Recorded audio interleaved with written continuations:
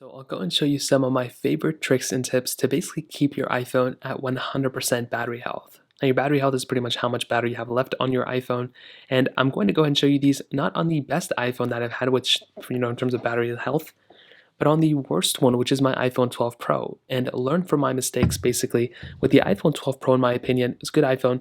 The first thing I would recommend doing, if you want to keep your iPhone at 100% battery health, is to basically make sure this iPhone does not overheat like crazy.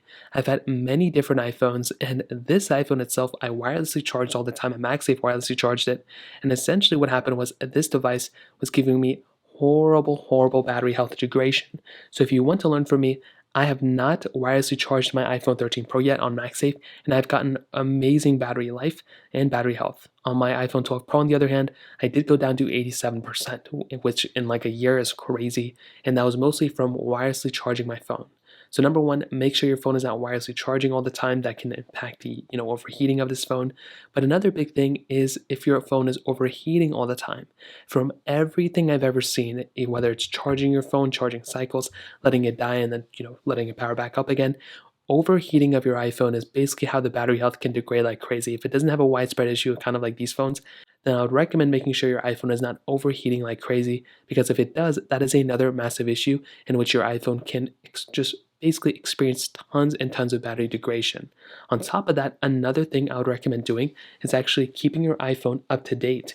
In my opinion, a lot of different calculations of your battery health can be fixed by going through and actually updating your iPhone. And Apple's actually claimed this in a few different iOS updates, I think within the last year for the iPhone 12 series and other ones as well. So what I would recommend doing is going through, getting into your settings, clicking on General, clicking on Software Update, and just simply updating your iPhone in terms of software, and that could end up fixing the situation as well. Again, maybe it's not the best thing you can do, maybe it's not the first thing, but again, this is going to help it a little bit. On top of that, if you're ever playing any super intensive, games on your phone like Genshin Impact or PUBG, if you're playing those games and your phone is still overheating, that is another thing that can impact the battery health too.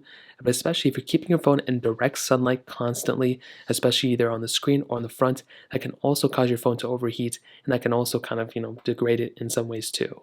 I've heard other things, basically if you go ahead and let your phone power down all the time, basically let the battery die and let it power back up, that can also impact the battery health.